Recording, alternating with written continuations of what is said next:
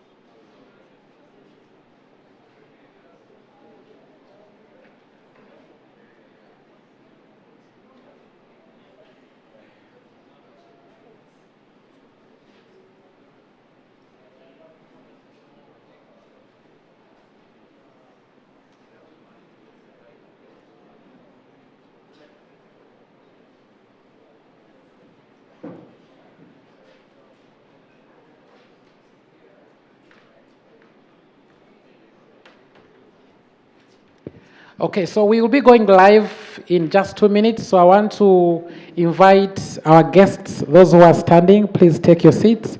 And those who could be outside, please come inside and take your seats. Of course, our live audience is ready, and I think in about 2 minutes we should be going live for this particular discussion. So, ladies and gentlemen, please let's settle in for this last part discussion of tonight. Thank you.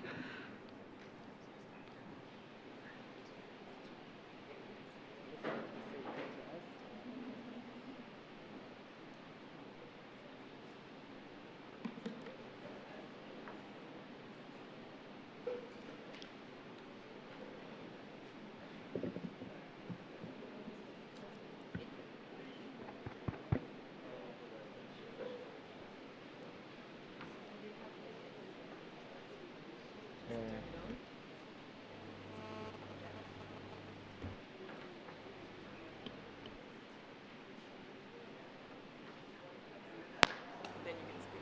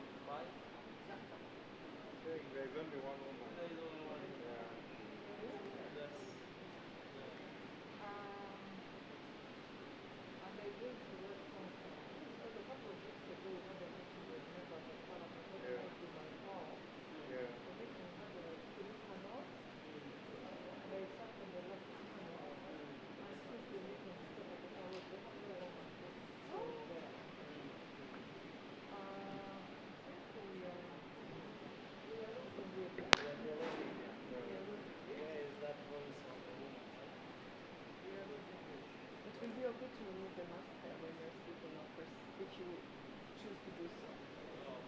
But no obligation.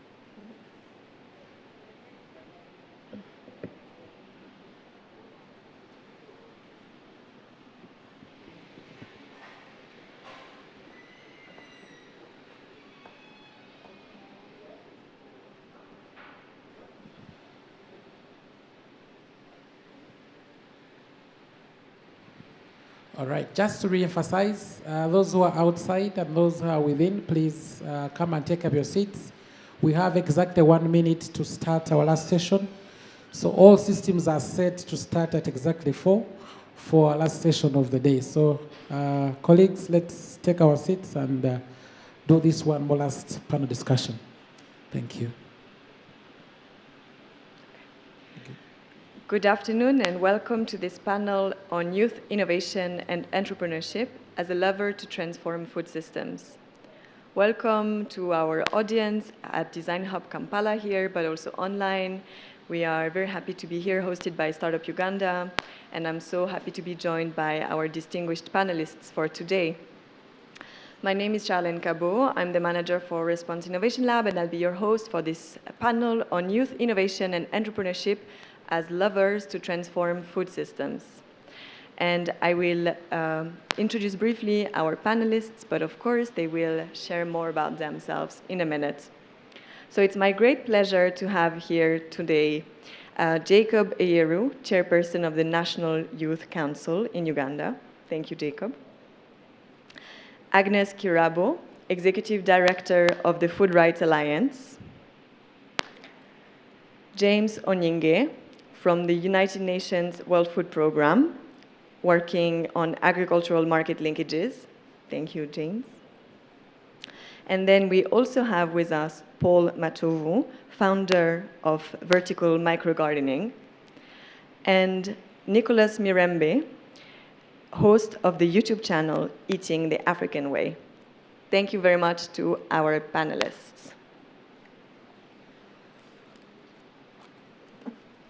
So our topic of the day is youth innovation and entrepreneurship in food systems. The population of Uganda, as you know very well, is young. The definition of youth by the government of Uganda is people from 18 to 30 years of age, and that represents about 20% of the population. But if you also look at those younger than 18, you definitely are going to be seeing a population where more than half of the population is young. And 70% of those young people live in rural areas, where employment rates is actually higher than in urban centers. So in rural areas, you have maybe 3 out of 4 young persons who have a job, whereas it's only 1 out of 4 in urban centers. And half of those young people in rural areas are working in the agricultural sector, of course, which is not a surprise because the agricultural sector contributes more than 70% of the employment opportunities in Uganda. At the same time, more and more people, young people especially, are moving away from agriculture, and they are moving to cities, and they are looking for those areas that provide more opportunities, more services, more facilities. They aspire to work in small businesses, in sales, in services, in crafts, and agriculture becomes less and less popular. It is seen like hard physical work. It's associated with low incomes, as well as sometimes dirtiness even. At the same time, and probably many of us have noticed this, in the last couple of years, and increasingly so with COVID-19 and with lockdown, there are many new businesses flourishing around Uganda. People are digitizing information systems, they are creating digital financial services for farmers, they're trying to create value addition on agro-produce, and trying to find new ways to connect the consumers and the producers, smart ways to use technology, for production of food in urban areas, or for use of digital media to promote the food culture. And we'll be hearing more about such examples in a moment. So there are definitely young entrepreneurs that are joining the sector, the food and agribusiness sectors in new ways. They are bringing new perspectives, as well as new skills, especially new digital skills.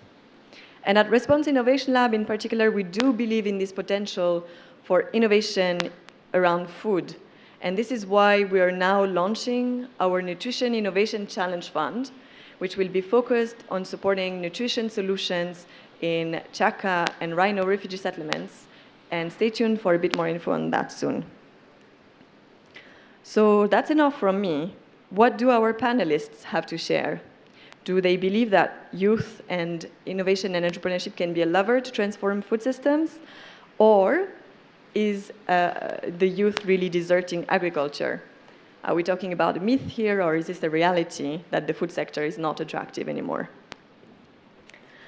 On that note, we will now hear our panelists introduce themselves and share their views about the topic at hand for a couple of minutes. And I will invite Agnes first. Agnes Kirabo, Executive Director of Food Rights Alliance. Agnes, with her human rights background and with her perspective from all around Uganda, where she's interacted with young people in the agricultural workforce. Welcome, Agnes. Oh, thank you. Now that my neighbors are asking, I think let me misbehave by putting my mask off. Good afternoon, listeners and viewers and followers, and thank you so much for joining us this afternoon. I wish to congratulate you, Terine, and the entire Kampala Innovation Week for putting aside at least a week of a concerted effort to reflect on the innovations of the youth, and specifically for this session that is focusing on the issues of the youth in agri-food systems. The youth in the agri-food systems are an opportunity but also a challenge. The reason being that, like you have said, they are the huge proportion of our population in Uganda, and to us those are all energetic mouths to feed, and they are in an age group that really requires considerable amounts and qualities of food to build their bodies, grow their muscles, grow their energies, but also grow their minds.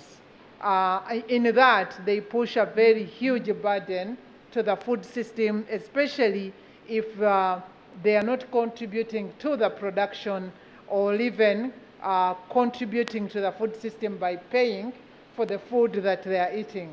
So if we maintain many youths in that kind of operation where they must eat adequately, but they cannot pay for the food they are supposed to eat or even contribute to the production across the value chain, then they become a very big challenge. But the youth, on the other side, are a very great opportunity for the food system because they are in an age group that is so innovative, that is not risk-averse, that is fast-moving, because the food system is being confronted with several challenges that need prompt responses, that need quick thinking, quick innovation, and there is no age group that can provide that great opportunity to transform our food system than the young people. Well said, Agnes. Thank you very much for this opening statement. Next, I would like to turn to you, Jacob Eyeru from the National Youth Council of Uganda. This body is helping the young people of Uganda have one voice, and we look forward to hearing from you, Jacob.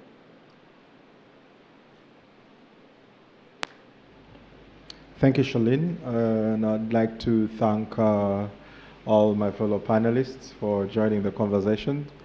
As I listened carefully to you mention their profiles, I couldn't think of a better group to be among. And so it's a big honor and privilege to be here. Firstly, I want to say very critically that young people in Uganda are a big part of what this country will ever achieve. And in every sense of it. In other words, our numbers no longer allow for young people to be a part of beneficiary groups alone, but even the orchestration of whatever we're trying to achieve as a country will depend very much on what young people play as a role. From the onset this year, when the United Nations designated the theme for this year's International Youth Day around food systems and innovation, they were really speaking to Uganda and to the Ugandan demographic reality. Innovation is very much a part of what young people talk about these days. Part of the reasons why we have a lot of young people leaving the rural setting and coming to the urban setting is because we seem to see more innovative things happening in our urban centers now than we are accustomed to in our rural realities. And that excitement, that desire for life by young people is what is driving them away from the rural areas. I do not think that young people are running away from agriculture. They are running towards livelihoods. They are not running away from agriculture. And so if young people think they have more opportunities away from agriculture, then they'll be running away from the agriculture. And that's the reality that we are creating. This year, therefore, the biggest task, as we have seen it, is to see how to present agriculture in an innovative way to young people that attracts them, whether they are in the urban centers or they're in the rural centers. And that attraction is then what we would hope can present the solutions of the problems of young people. And I am more than glad that in this conversation, we'll be having a lot more around agricultural innovation and agricultural financing. Because young people being a part of the narrative, being a part of the progress of our country in agriculture means much more than just startup financing. Thank you. Thank you very much, Jacob. On that note, we'll turn to hearing from two guests who have started food-related innovations during this age bracket, which is considered youth. So first, I'll invite Nicolas to tell us a little bit more. Nicolas, photographer and influencer. If you haven't yet checked out his YouTube channel, Eating the African Way, you should take a look. Welcome, Nicolas. Thank you. I'm Nicolas Mirembe. Okay. I'm Nicolas Mirembe. I'm a photographer, a videographer. I'm a teacher and also a YouTuber. And recently I joined TikTok. Why I started YouTube, food journey on YouTube is I researched about it in Uganda and went through tourism sector, and food was one of the least considered sector. So I took on the purpose to promote what we have in Uganda. So the world is embracing it. The people are gaining a lot from it. They are learning how to cook. They are learning how the ways we have or we used to have long time back. So nowadays we are so influenced, the Western culture is taking over everything. Our culture is normal. So my aim is to preserve what we used to have through food. Yeah. And I'm also a teacher, videography, photography. So basically I don't charge for these lessons because they were given to me freely.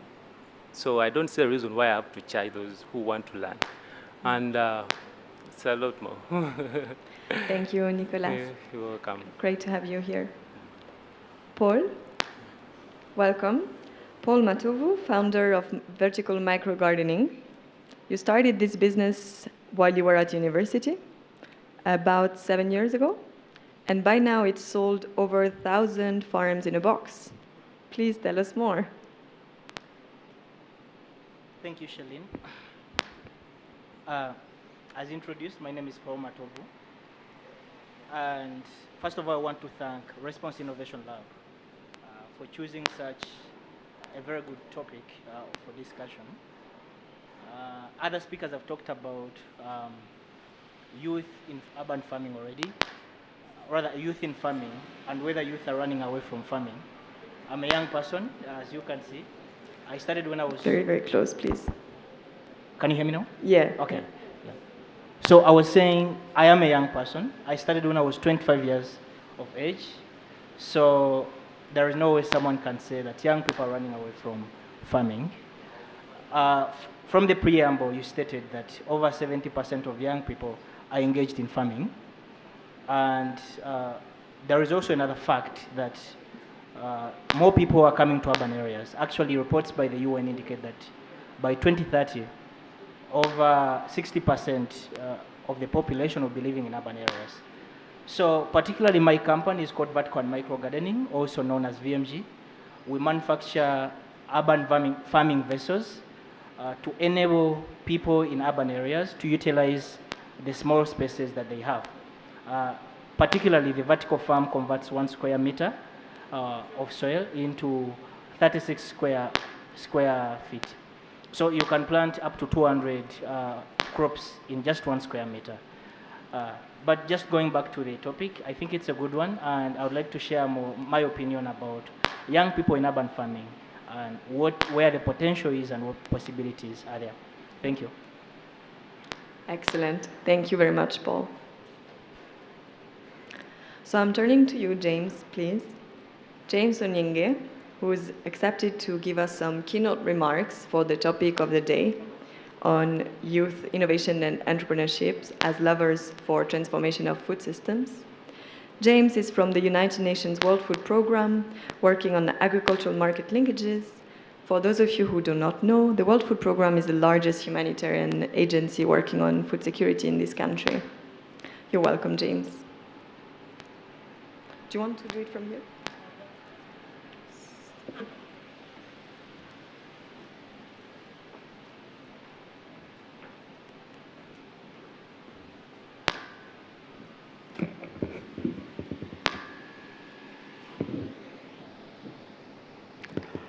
I think let me do this while standing. Thank you so much, distinguished panelists, representatives from government, representatives from the donor community, the UN systems, academia, media, civil society, and the private sector. And when I walked in, I think 5 minutes to the time that Shalina told me, I found the session that was ongoing were for innovators. So innovators, I recognize your presence, the entrepreneurs, and all participants, protocol observed. It's a great honor indeed to be invited for this Innovation Week, and most importantly for this session for a great topic on youth innovation and entrepreneurship as a lever to transform food systems. So on behalf of the World Food Programme and my country representative, Abdirman Megag, I would like to express our delight and excitement for being a part of this discussion on leveraging youth innovation and entrepreneurship to transform food systems. As introduced, ladies and gentlemen, I lead WFP's facilitative efforts to enhance the participation of smallholder farmers and micro and small enterprises in market systems. My role, delivered largely through partners, facilitate the development of farmer organizations, small businesses, here I'm meaning micro and small enterprises, into functional business enterprises. To break it down further, I'm responsible for strengthening institutional capabilities of enterprises and linking them to services, as well as demand created by WFP humanitarian assistance within the market system. So this subject is of great interest to me as a portfolio holder, but also to WFP. The subject at hand is interesting, calmly, barely a month after the UN organized the Food System Summit 2021. I believe most of you could have been participants in the national dialogues that we convened. The subject of involving young people in transforming food system is appropriate, timely, and essential, especially as I think my co-panelists hinted on the issues related to COVID, the COVID pandemic and its disruptions to food supply systems. We need the involvement and participations of everyone in keeping food chains functioning, but importantly, shift towards more safe and nutritious food chains, which remains a global concern. I want to just highlight something about food systems and our context. At WFP, we approach food systems or our systems through a food systems lens, and we strive to support the government of Uganda to achieve sustainable development goal, especially goal 2, which is on zero hunger. We take the broad perspective and view food systems as comprised of people, institutions that access, use, and generate resources to transact goods and services related to food. Food systems here refer to all the elements and activities related to producing and consuming food, as well as their effects, including economic, health, and environmental outcomes. Food systems comprises many important functions, but three are core: ensuring food security and nutrition for growing population, supporting the livelihoods, which he was mentioning and very passionate about, why young people are running away from what we call agriculture and looking for other livelihoods, and also doing so in an environmentally sustainable way. Agriculture for Uganda remains at the core of driving the desired food systems transformation. We are gifted with agrobiodiversity, accompanied by good climate for most part of the country. These conditions, we appreciate, present a huge potential for food production, trade and market development, industrial growth, and overall improvements in employment and livelihoods. The sector, as Jolene noted in her preamble, is employing almost half of Uganda's household and contributing to more than 20% of the gross domestic product. The question at hand, of course, is whether we are already leveraging the involvement of the 7 million young people. I think it's the question we have to be dealing with this afternoon. And already from the preambles by the panelists, I could hear the divide. Some are saying young people are still involved. Some, like me, I would say young people, I see them shifting, moving towards livelihoods, not agriculture. We are no longer interested in getting our hands dirty for free, right? We are interested in getting our hands dirty, but with something at the end of the day. And our food systems, despite the unique potentials, ladies and gentlemen, I want to note that it's constrained by high levels of poverty, negative effects of climate change on productivity and livelihoods, inadequate access to core infrastructure. Innovators will agree with me on this. Our technology infrastructure connectivity continues being a key challenge. The concerns about quality inputs and energy, low competitiveness of the sector, smallholder-dominated production, and low quality assurance capacity across the value chains. Food systems is a large and complex system with the actors scattered in different silos, and this is why some of these challenges still persist. If you are in the financial sector, you are sitting somewhere and designing your products without including these innovators. If you're a smallholder farmer, you are left in the remote, inaccessible communities. So, and especially when we are talking about vulnerability, young people, women, that have their different levels of vulnerability. The next big challenge is the significant inefficiencies in resource use and inability to access markets. We are talking about rain-fed agriculture. We still rely largely on weather to be able to produce, to be able to put food on our table, and these are some of the challenges that is complicated our food system. The second one is, of course, the function of poor infrastructure and asymmetrical information flow. The third being the challenge of inequalities in access to resources. I think as we discuss the role of the young person in transforming food system, and we can't divorce it from the discussion on how do we access resources. If you are looking at production, how do we access land? I might, as a young person, I might be waiting for my parents to pass it on to me.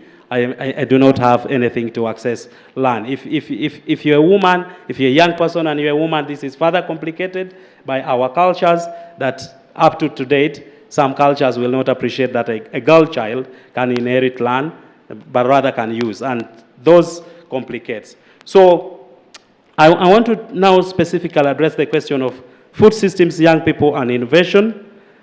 And I want to appreciate highly that innovation and entrepreneurship hold the promise for transforming food systems for Uganda and for the entire African continent. Here I'm addressing myself to digital, and technical innovations that is allowing farmers and agribusinesses to go beyond the existing conventional methods to increase their productivity, efficiency, and competitiveness. These are technologies that are changing the ways farmers access markets. I think I found people talking about how do you transfer money, how do you do trading. Some of these innovations exist. How do we improve the nutritional outcomes? Charlene, you talk about that innovation, nutrition innovation, and how do we enhance the resilience to climate change?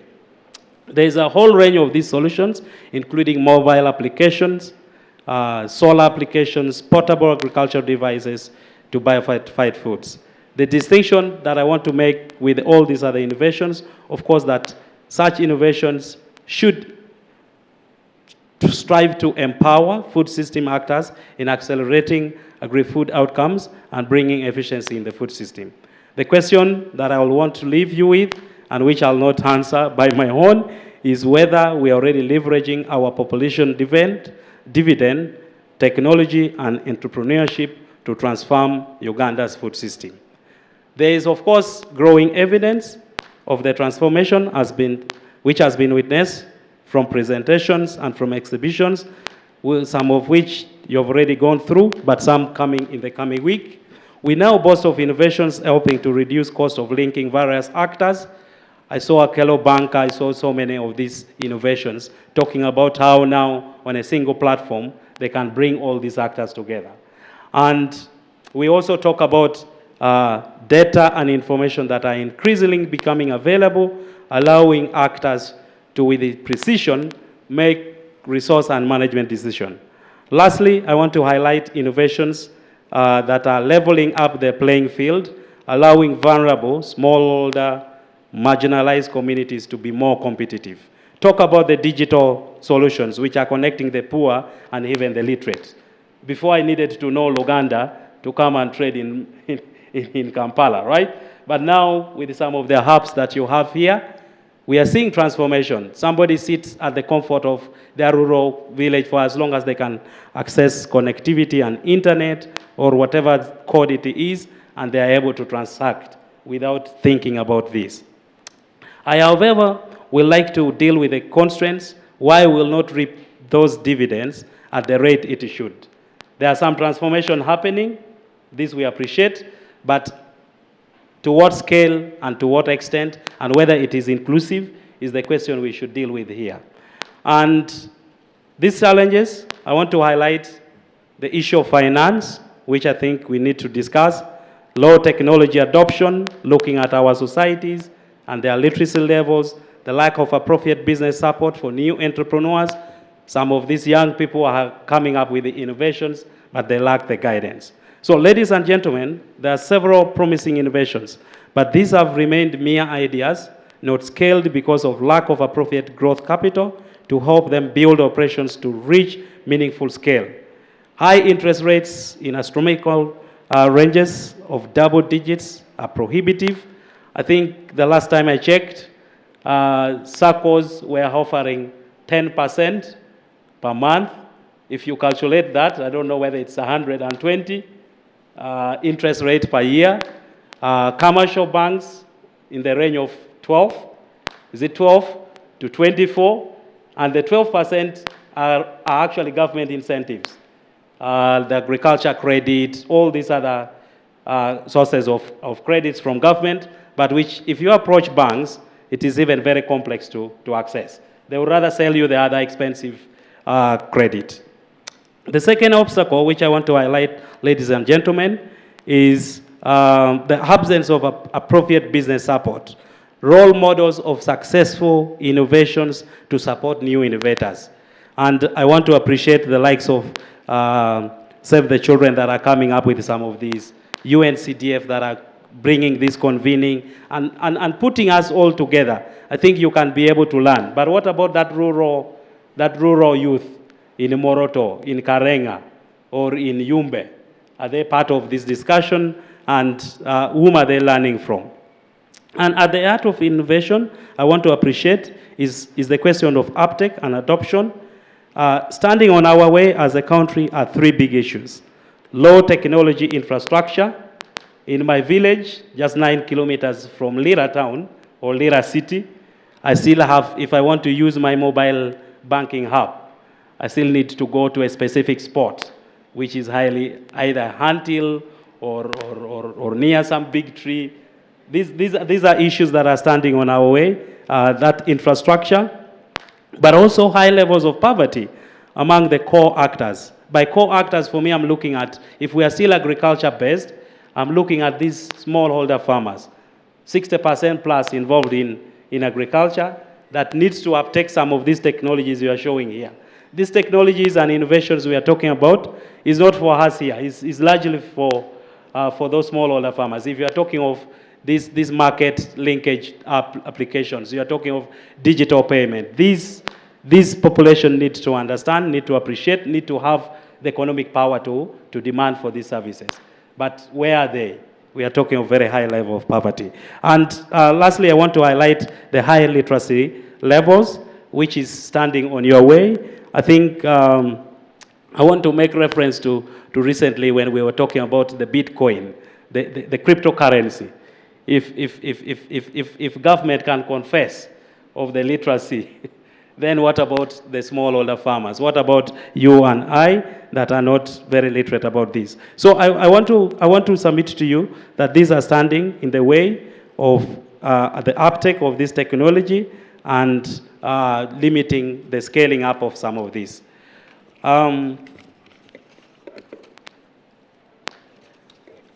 So as I come towards the end, the question which we will attempt to answer is what it will take to create the conducive ecosystem for these innovations to flourish to full scale.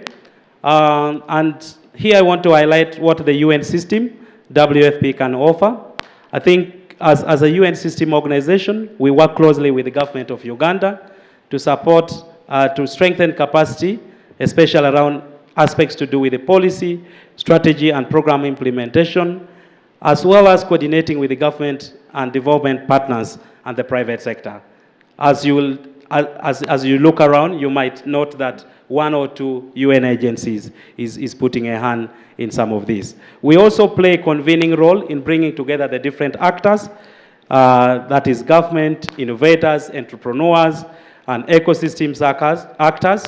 We believe coming together, such as the different hubs or the platforms, help ecosystem actors to confront institutional challenges. Some of them that have highlighted issues to do with the interest rate, issues to do with the infrastructure. We can only deal with it when we come together. Bridging the gaps in business development services for scale or for investment. WFP in particular, we are focused on smallholder farmers, micro and small enterprises, and we have interventions that strive to build their capacity, make them appreciate some of these. Things like financial literacy, things like digital literacy. These are some of the things that we do directly and ensure that we are expanding the digital outreach. But WFP also particularly, we are into the innovation. You might have heard of the WFP Innovation Challenge, the Innovation Accelerator, and very, very soon we are going to launch in this market some 2 innovations still about igniting these innovations and entrepreneurship. And lastly, I want to just highlight about the agriculture and market support, which is a portfolio to deliver our strategic outcome for strengthened and resilient smallholder livelihoods, especially women. And Ms. Shirabo is very passionate. Already we want to deal with the question of why she's alone, and we are 4 of us. Charlene, you have a challenge there. But so as a program, we focus on how do we get the vulnerable women, the vulnerable young people into meaningful participation in agriculture sector, but also within the food system. And we leverage WFP market knowledge, network of market actors to generate demand and increase market participation. I think for details about some of the programs of WFP, we can always have a conversation.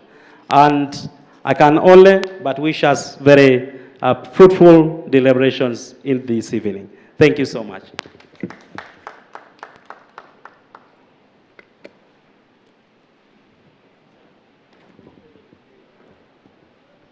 Thank you very much, James.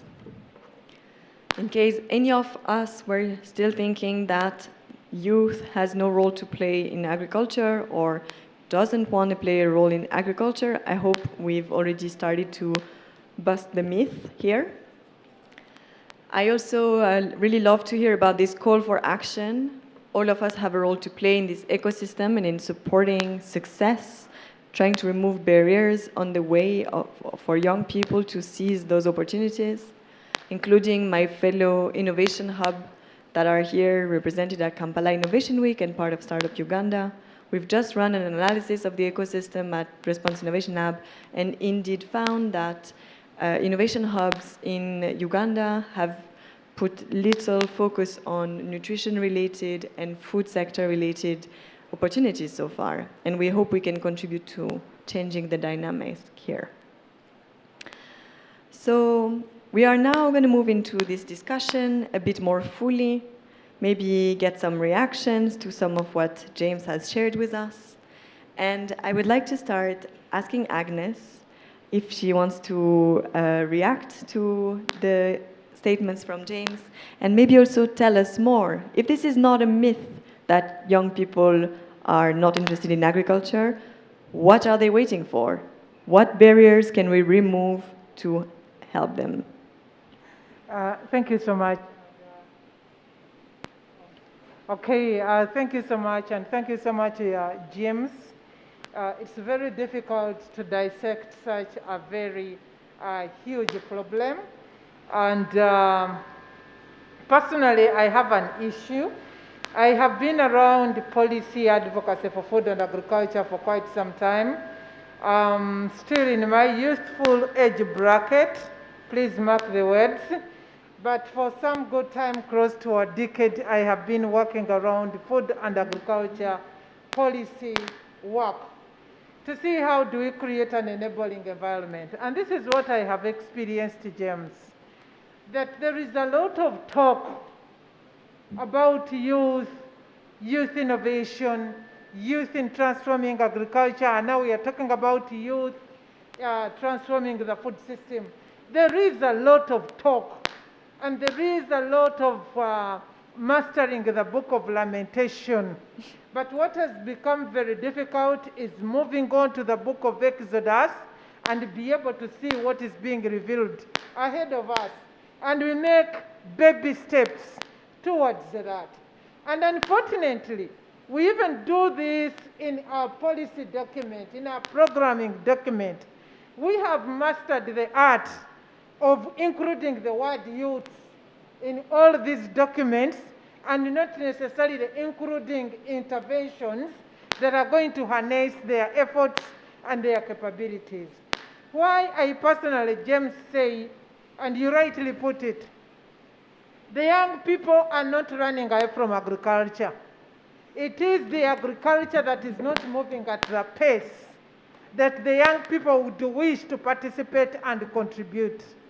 The young people in that youthful age of 18 to 30, society has a lot of expectations from them.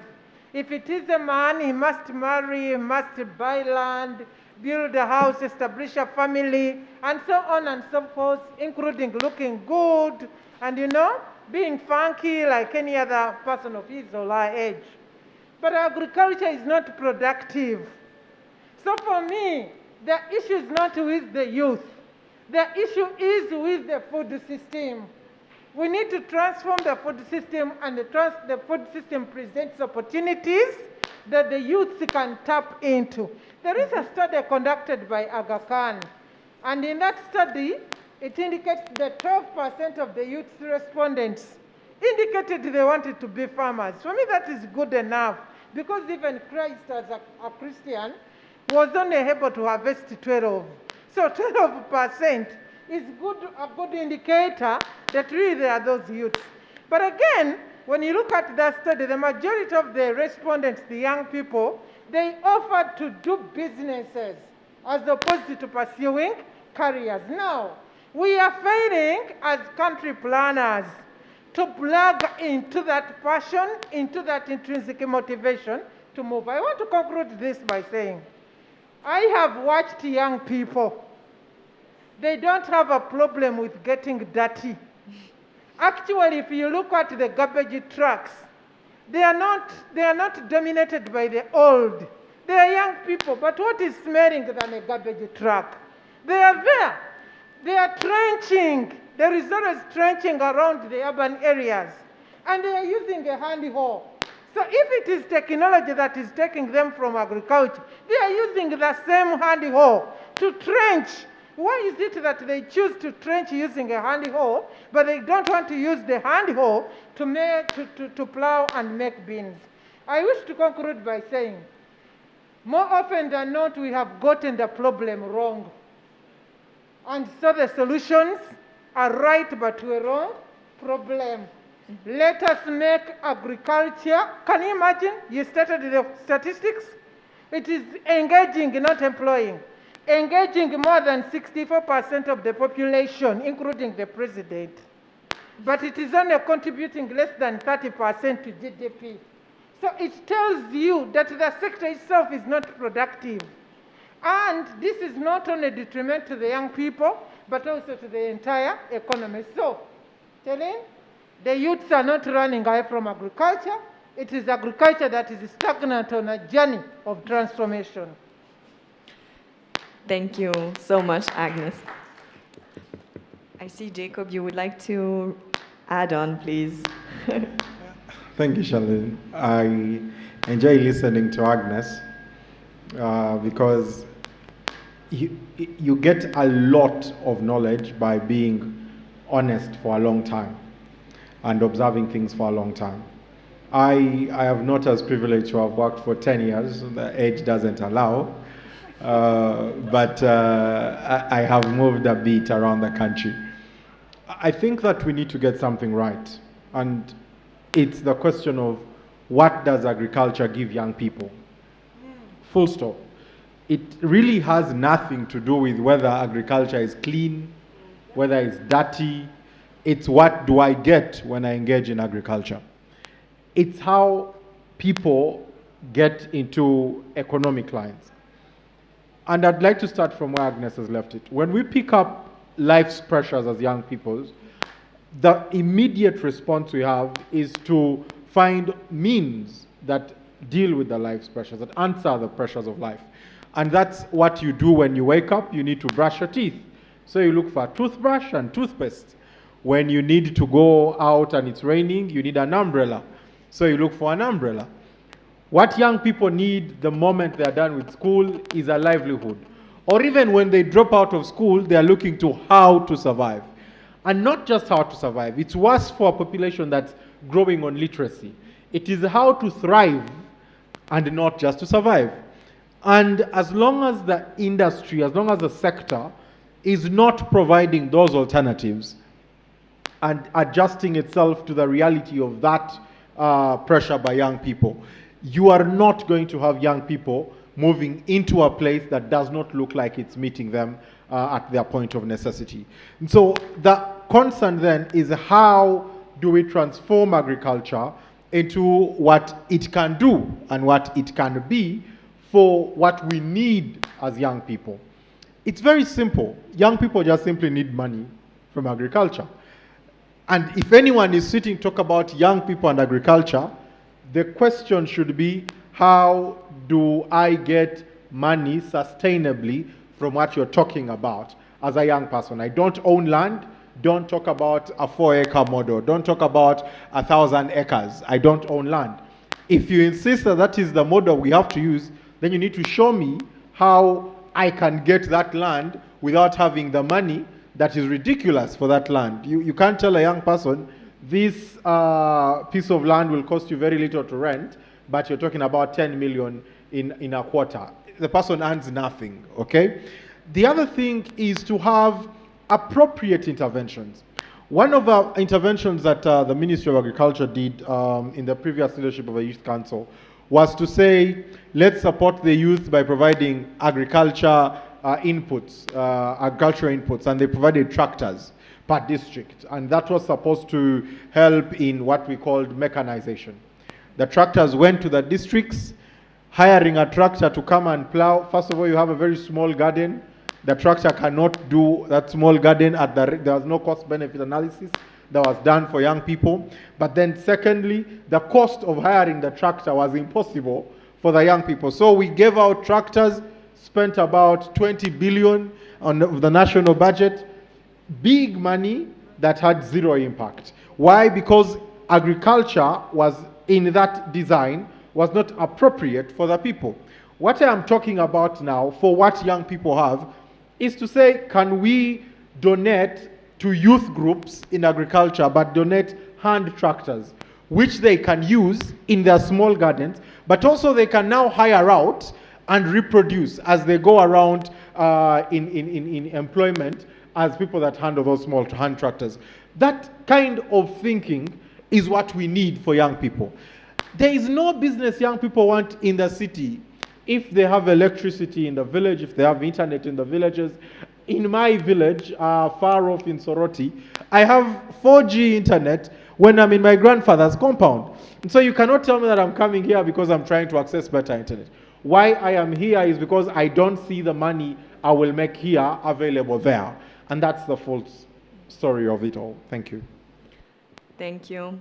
Yes, Nicholas, please, you can react. I think one point we're missing here is you need to go to the background. And, you know, I relate with those people, the Boda Boda guys. I ask them why. To the mic.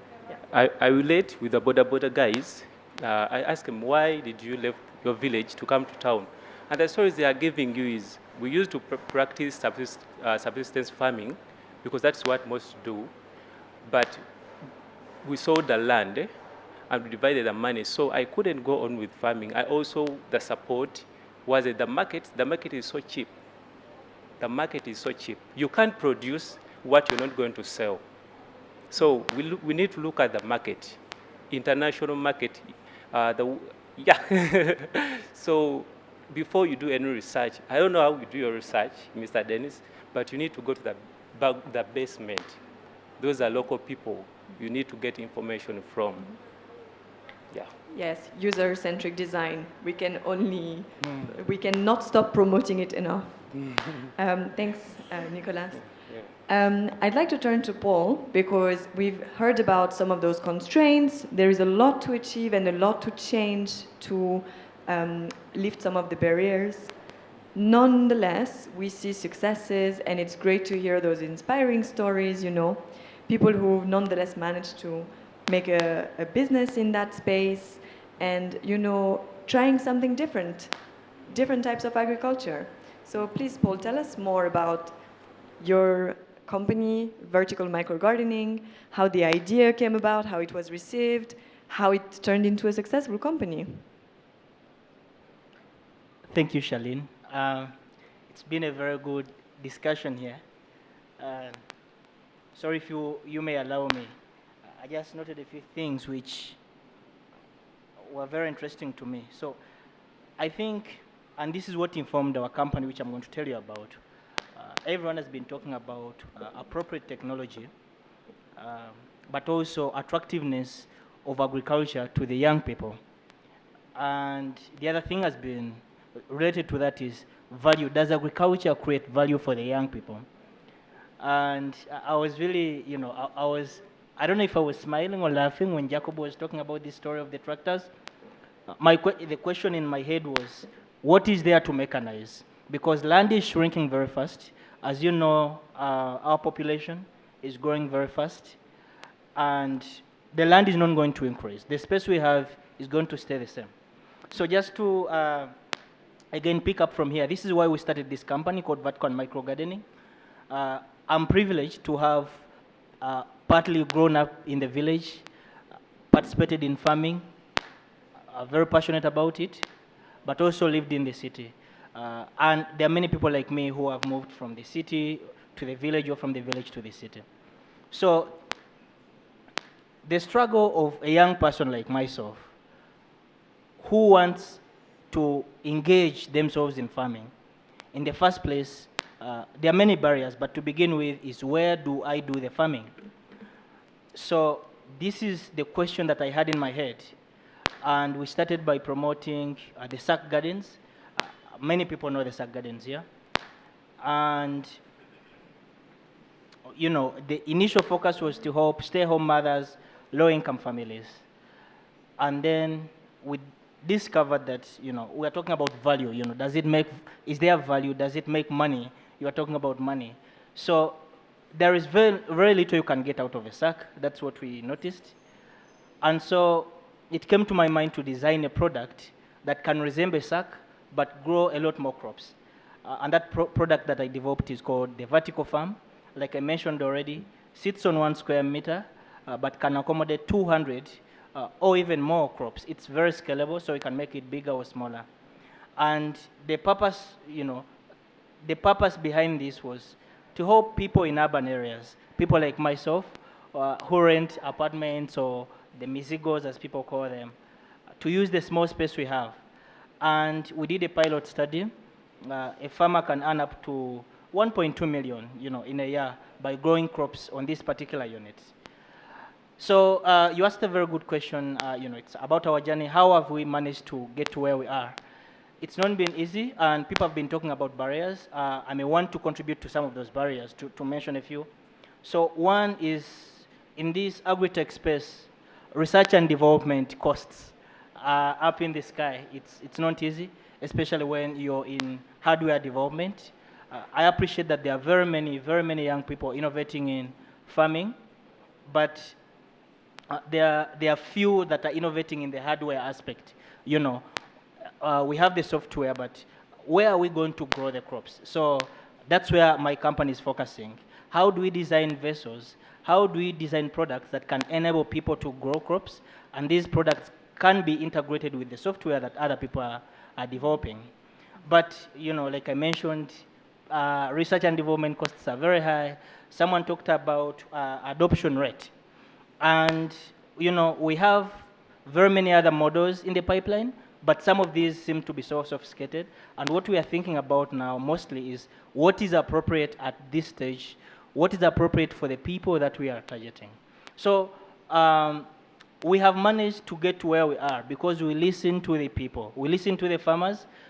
Initially, I was designing for myself, like, I love this is a good product, but it doesn't work that way. It has to be what works for the people that you are targeting. So we engage the prospective farmers and the existing farmers, and we want to know why are some people not engaged in farming. If it's more of lack of vessels to grow farming, what is it that they are looking for? So doing more research, and I encourage other entrepreneurs, other innovators to, you know, to incorporate research as part of the process from start to the end. And that has helped us to get to where we are. And of course, the most important thing is you need people who believe in you. And for some people here or wherever they are, those of you who have been successful, it is very important to, you know, hold on the hand, help those people, fellow young people like myself, who are trying to bring these new innovations. So the belief, the support are the things that we need. He talked about the money, and I wanted to mention one thing. Money makes money. Financing is a big problem. Everyone is going to talk about it. But still, if that is addressed, it's going to be super helpful. Yeah, I think I would say generally we've been successful, or we've managed to be where we are because of being resilient and listening to the market. Thank you. Thank you very much, Paul. And if I'm allowed, I would like to use this to invite Nicholas to share more, because one of the things we are hearing today is that there is the agricultural side, there is the hardware side, like Paul was sharing, but also we shouldn't underestimate all the connected opportunities for job creation and new entrepreneurship opportunities that are connected to agriculture in a slightly less direct way. The service provision, the digital tools that can help improvements around food value chains, but also communication. And in that area, the work around the YouTube channel, Eating the African Way, is really showing a different way of contributing to stronger food systems in Uganda. So Nicolas, can you tell us a little bit more about your channel and about the reasons for success, the impact you've seen so far? Okay, thank you so much. The reason why I started my channel is, as I mentioned earlier, was to preserve our culture, and also wanted people to learn, because the positive messages I'm getting that families are being saved, mostly the ladies. They're learning how to cook. Someone told me, Nico, you have saved my family. I learned how to cook, so my husband is happy, the family is happy. Their countries are getting to know Uganda through my channel. That is so interesting. And it keeps me moving forward. I know it is weird that people are learning how to cook, ladies, but this is the society we are in. People grow up, they don't know how to cook, they can't peel matoke. You get a girlfriend cannot cook. Me, I cook, so some of my girlfriends get scared whenever I cook because that's me. But the impact, that was the impact. For me, it has made me become responsible in the society.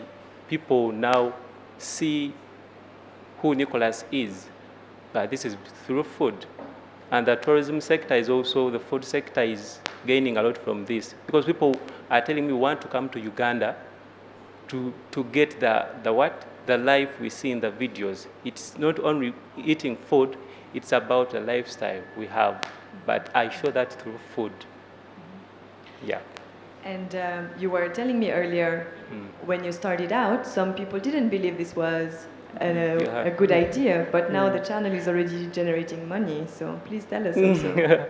Actually, some people I grew up with know me well. So most of them tell me, Nico, first of all, you don't know English. You're going to bore people. You're not this person we know, because personally I'm too shy, if I can mention that. So others were saying, okay, we have seen where you're going, keep going. I was so supported by others. So when the channel started picking up, I got the full support from other people. Even those who were negative became positive. Yeah. Thank you very much, Nicolas. I'd like to turn to James. You would be welcome to react to anything that has been said, of course, but also, could you tell us a little bit more about the Youth and Women Engagement Program that WFP is launching? Because a lot of people in the audience and probably online may be interested to learn more about it. Okay. Thank you so much, Charlene, and the rest of the panelists. I think I want to totally agree with every piece of discussions that is happening here, especially starting with Ms. Chirabo here. I know her, and I'm an ardent follower of her discussions. A few times that you appear on the spot by Kamara, I will not want to stop listening, only limited by time. So let's talk, and let's talk lamentation. This is now taking me to what we are doing within the UN system, and particularly within WFP. I think the 2020, the year of COVID, and this year has given us opportunity to have a lot of reflection. And one of such reflections was a discovery that I don't know whether it's I can't call it a discovery, but perhaps just an eye-opener that most often we talk of supporting, like for our activities or our program, we talk of supporting smallholder farmers. And we realized up to 60% were women, up to over 50% were young people that were in our various programs. And the question was, how then do we meaningfully have these young people, these young women coming with their different vulnerabilities, meaningfully participate? And so when I talk of some programs coming up in the next few months or in the next coming year, is programs that will meaningfully facilitate the participation of that young woman in whatever context they are, to see value from agriculture. We are not, as WFP, not running away from our space in agriculture, which is the mid-level of the food systems, food transformation up to marketing, but we are rather trying to have meaningful interventions, like you ask, the baby steps, take baby steps, and see to it that young people are supported with the business ideas. So we are going to have very strong business development support mechanisms. I think we'll be working with a number of the private sector, get some private sector, have young people in groups, and be supported to innovate their ideas. I think at the end of the month, this for some of the names I see here, we are going to first of all launch what we are calling the Ignite Food System Innovation Challenge. So young people with the business support will be supported to come up with the ideas, and the best ideas will receive grants. This is one contribution. Then the next big program is where we are also following the same approach, business development services, incubating business ideas, innovations. Young people will be supported to also access startup credits or startup funding for them to be able to pursue. But this is also following a series of analysis and discussions with the young people. When I say young people, which I think is what we are agreeing around the table here, that young people do not fear debt. Young people fear debt that is not paying. So we have been able to map the value chains and realize that within the sector, there is what you call paying value chains. Value chains that have good returns. But within also the value chains, there are specific activities or value chain processes that have good returns. Some of these come at the level of food transformation. I think as you walk the streets of Kampala, you see very many young people involved now into transforming food and selling. These are the kind of things we are talking about. If we can have more young people identify a niche within the value chain and be able to be supported, by support I'm meaning there are all these obstacles around young people. And how do we then bridge those gaps? I think we are being deliberate, discussing with the banks, how do we leverage, how do we subsidize, how do we reduce your risk to target and have a young person benefit. With the time they are building their profile and they can be able to engage with this sector on their own. And when you talk of markets, I think the question of markets came, and as one of the largest formal buyer, I say largest formal buyer, there could be other buyers. We are one of the largest formal buyers of grain in this country. I think we might have been at several discussions. How do we structure this market to benefit even the most vulnerable, the smallholder farmer? It's a journey that I think we are going to speak and speak. We have as WFP we have had efforts with the government in a model we are calling the farmer business model around the satellite collection points that together with the government we build, that if smallholder farmers borrowing from the cooperatives that died some years ago, if smallholder farmers organized their institution strengthened, could come together, they will aggregate the demand for services, aggregate their supplies, then they could meaningfully engage with the markets. We have had some successes. We have also had some failures. Successes only for as long as there is intervention. Successes only for as long as farmers will have that connections to a market. Right now we buy directly and also indirectly. I think the challenge here is a private sector or a buying community that would rather prefer dealing with the farmers that are not organized. If I don't know, we have very few players that are interested in dealing with the very organized farmers. So these are the obstacles that we continue experiencing in streamlining the markets. But I think there are steps being made, and hopefully one day we'll get back to where farmers are very organized.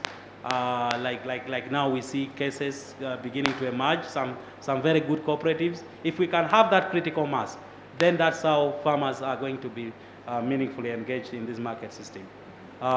Thank you. Thank you, James. Before I continue the discussion, we just want to remind our audience that we can take some questions. So if you're on Hubilo or if you're on Twitter, send us your question through and we will share them with the panelists. Before we get those questions, maybe we have some reactions from our panelists. So if I'm allowed, I want to thank James for the description of some of the upcoming opportunities. It's really great to hear. A range of actors are joining forces to try and tackle some of those challenges. And I would like to also mention that Response Innovation Lab, in partnership with Save the Children, is launching now the Nutrition Innovation Challenge Fund. All of the information will be available publicly on the website from next Monday, responseinnovationlab.com. The fund is $200,000 and it will be used to fund market-driven, locally rooted innovations that focus on responding to chronic malnutrition. And we will specifically focus on working with partners to implement those solutions in the settlements of Chaka and Rhino.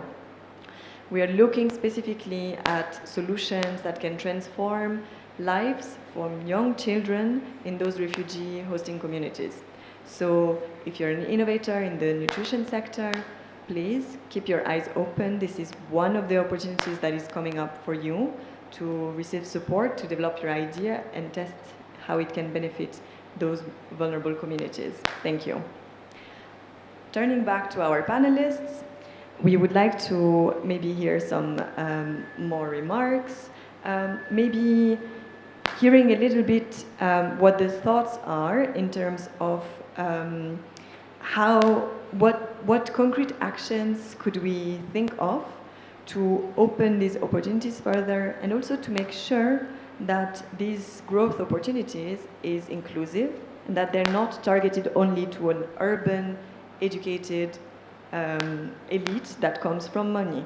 So I want to open this to the floor, if any of you would like to share some thoughts on concrete actions.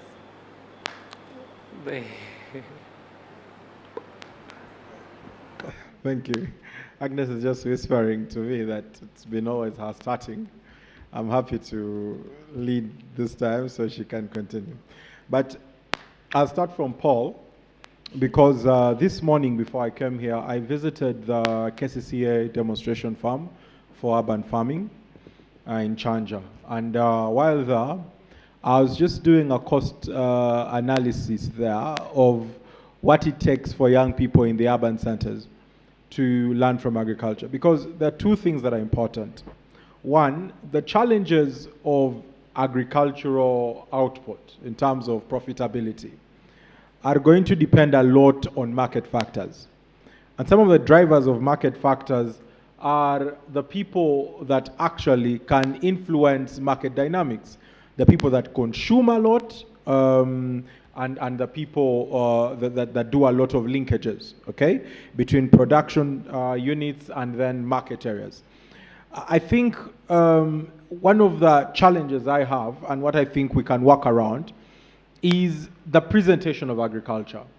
We need to be very consistent in what we are preaching. If we are preaching that agriculture is becoming mechanized, then we must tailor mechanization to meet the average Ugandan, to meet the ordinary Ugandan. And the facts are important. Agricultural labor force is provided by women for over 70% of active agricultural labor force. Agricultural labor force provided by young people is really family engagement. It is not going to get employed. It's family engagement. That our family has this land and we plant this.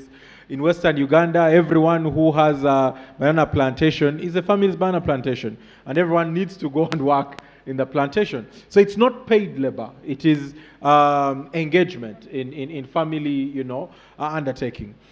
Therefore, tailoring our conversations around how you transform that into income for everyone in the family is important. How do we tailor education for families that have big chunks of farmland to suit having professionals in farming within the structure, within that community?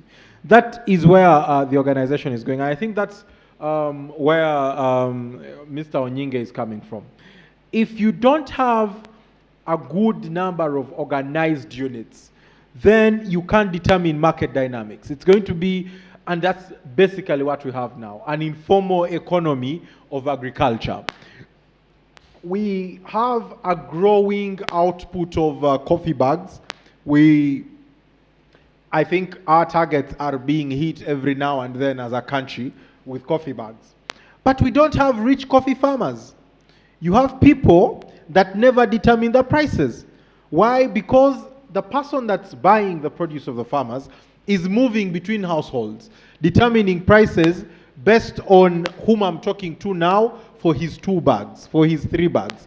And a sub-county, a district that produces 1 million bags ends up having poor farmers year in, year out, while output is increasing because you're not having those determining factors conversation. So we need to organize the chain, the whole value chain, the food system as a whole. Let the farmers get organized such that the negotiation for prices is one that lets it become something that's an economic undertaking that's viable, that's valuable, so that I can have measured growth as a community and as a productive unit. Secondly, I think that it's important for us to interest literacy and this literate population in the core functions of development in terms of sector development. Why? Because if young people are not talking a lot, they're literate young people, the ones who are in Kampala, who are able to be in some sort of urban settings and good schools, if they're not talking about engagements of agriculture and they're not talking about what they are doing with agriculture, and this is where Paul comes in, that very many children who are between 15 and 20 but come from middle income families have a compound. If they cannot practice agriculture within the compound, then you're not teaching them to appreciate the food system. I only found out this morning that waste from Nakawa Market, which is collected by people that we see to be people that have not made it in life, could actually be an industry in and of itself for organic manure that has very little input in terms of cost. It's just put it somewhere, cover it, tap the manure, it's too concentrated, mix 1 in 3. It's organic manure. But that industry that could work very much in a slum area for slum youth needs to be something of interest to slum leadership, to suburb leaderships. Then the one which is vertical farming needs to be of interest to the child in holiday, so that they look forward to coming back to a harvest in school. That conversation is important. If you don't have those people getting involved, the few brilliant people who have seen the opportunities but don't have a good heart like Agnes will go to the farmers and exploit them. And then we'll have this cycle continue, and patriotism will not really be leading us home. I thank you. Thank you very much, Jacob. Yes, Paul, please, you can react. And at the same time, there is a question on one of our platforms. They would like to know where they can see your vertical farms. So maybe share about the website or a demonstration site at the same time. Thank you very much. I'll first respond to the question from the audience. Our offices are located at Multitech Business School along Sao Kagwa Road. But you can also visit our website. It's www.vmg.verticalmicrogardening.org. You can also find us on Twitter, Instagram, Facebook, or social media platforms. And we will post this to the Twitter Sure, after, so people can find it. Yeah. Thank you. Jacob made very good comments, and I always talk to fellow young people. He was talking about coffee, for instance, or things like this. And usually the question I ask myself is, when you talk about farming, youth in farming, in most instances, it's more like a fancy statement, like Agnes mentioned earlier. People have mastered how to use this in their statements. But how many young people do we find in coffee production? How many young people have big banana plantations? But most importantly, how much have we involved young people in production and export? Because if you take account and see how many people are into export and import of food, you're going to find very, very few. So I think we talk about innovation, we're talking about innovations, and that's where most discussions that I attend are fixing the young people. But can we think about the broader picture of what else, when you look at the value chain, where else can the young people fix themselves, where it's only the do I want to say old people? I don't know if that's the word I want to use. But where young people are missing. So I look at the value chain and I see that there are points where young people are missing. And some of these are very heavy investments. For instance, if you're to go into export or if you go to do value addition at a commercial level, these are heavy investments. Do the young people have the collateral or do they have the networks and the resources to participate in value addition and export? So I think whereas our company does vertical farming for urban families, we create awareness as well. We are working on a project with Fairway Hotel to train young people, not only in urban farming, but farming as a business. And people should start looking at farming as a business, not just as a hobby, not talking about it on the surface, but diagonalize it. How do you run a business? There are many people offering agriculture extension services, people who can give the trainings. The young people participating in this need to learn the business side of it. Thank you. Thanks a lot. We have a question for Agnes online, and I see you wanted to speak anyway, so perfect. The question reads, what is Food Rights Alliance currently working on to improve youth engagement in agribusiness? Okay. Yeah, I think the mic is on. I always care about his safety, so I look at him first. Thank you so much. I think let me start with the question. What is Food Rights Alliance doing to address the issues of youth in agriculture and food systems? Food Rights Alliance is a policy advocacy organization. And basically, what we do is what I was going to offer as a solution. The issue of creating an enabling environment for all these innovations and issues we are talking about to happen. More often than not, I'm wondering why our leaders are finding comfort in governing us in a disorganized way. You know, it is like you're carrying a basket that is having disorganized items. I don't know how they are getting the comfort of carrying us in that governance basket when we are very disorganized, as opposed to us being organized. So the young people out there and the stakeholders, I'm here to tell you, all these good things to happen, there must be a conducive environment for them to thrive. And what are we talking about? Because an enabling environment is another abused word, just like youth empowerment, after we had misused gender empowerment. When I'm talking about an enabling environment, one, the agriculture and food system must be organized. We are a poor economy. It is very difficult that we can organize ourselves on more than 20 enterprises where a single enterprise produces more than 7-15 value chains. It is very difficult. And like other people have submitted, it is rigorous. In terms of skills, in terms of technology, in terms of financing, in terms of managing markets, in terms of managing products and developing products and becoming competitive because the food system is in the marketplace.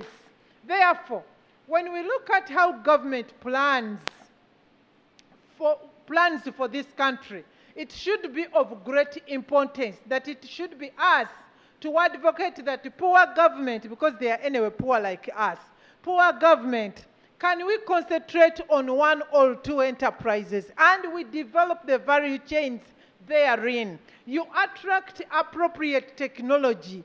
It shouldn't be a burden for the youths to go and look for this technology. Governments attract technology, they negotiate technology transfer for their people, then they skill their people rightly, and you're going to find that all of us, young and old, we are going to identify ourselves along these value chains. But we are just talking about these opportunities and leave them out to God to sort them out. It cannot happen.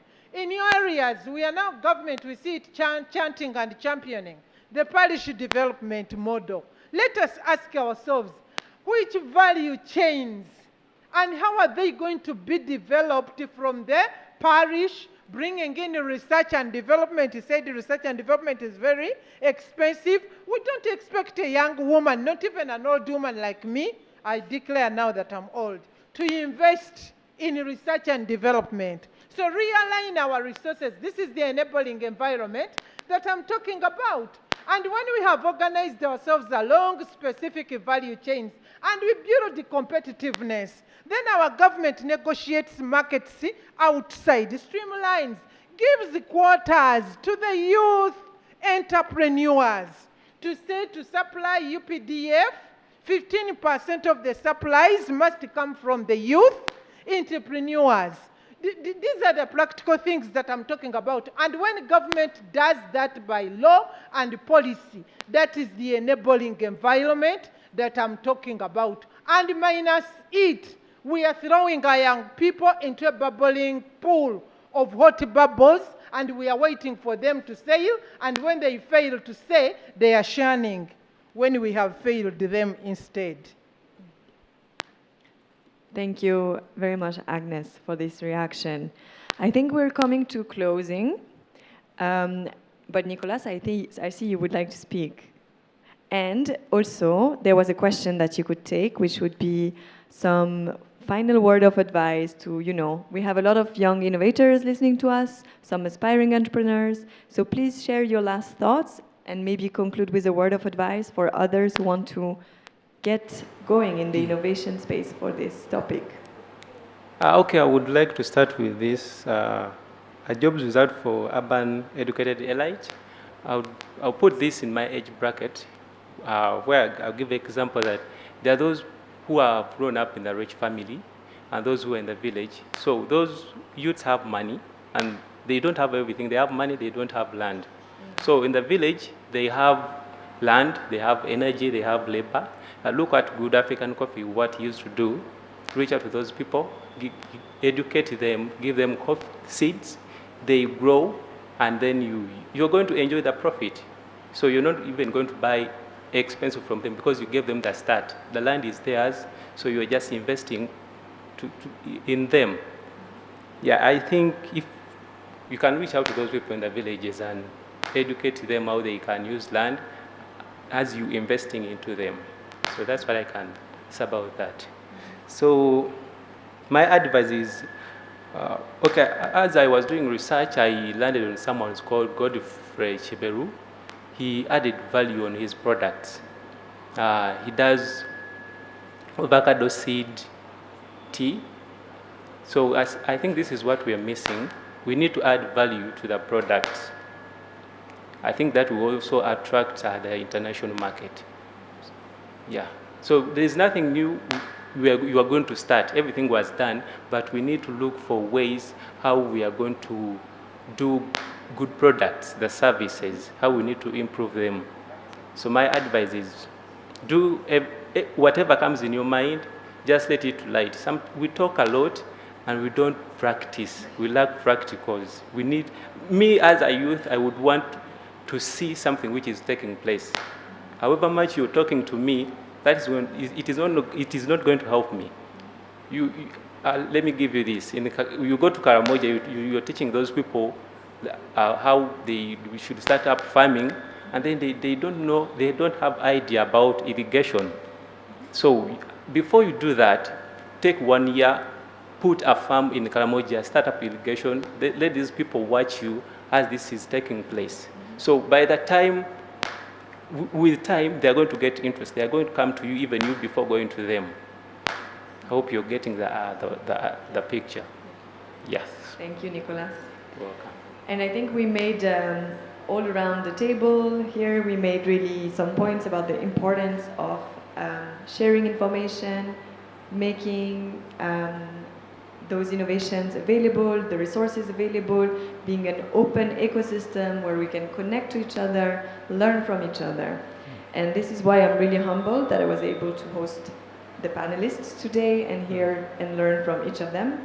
I want to really extend my thanks, and on behalf of Kampala Innovation Week as well, thank you for being with us today. Thank you. And thank you so much for spending this time with us and being inspired around the question of youth innovation and entrepreneurships in transforming food systems. Have a good evening, everyone.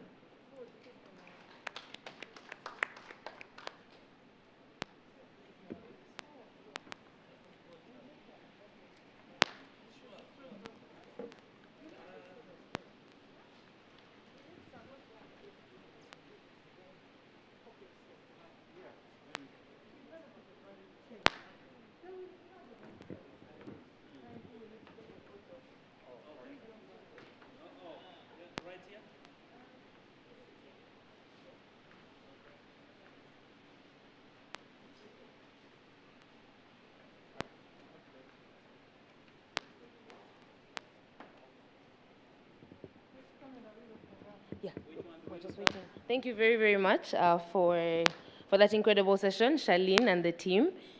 Yes, thank you so much also for posing a really quick photo. And then, yes, we can call it a day. All right, as that team, yes, poses for the final photo of the day, I would just like to thank all of our online attendees, everyone that has been with us here at Design Hub. We have concluded day 3 successfully. We're looking forward to more sessions tomorrow around innovation hubs, what is their role in the ecosystem currently. We have a session on health. Please go to www.kiw.ug. Sign up for 2 more days of incredible sessions planned. We can't wait to host you tomorrow. Thank you very much.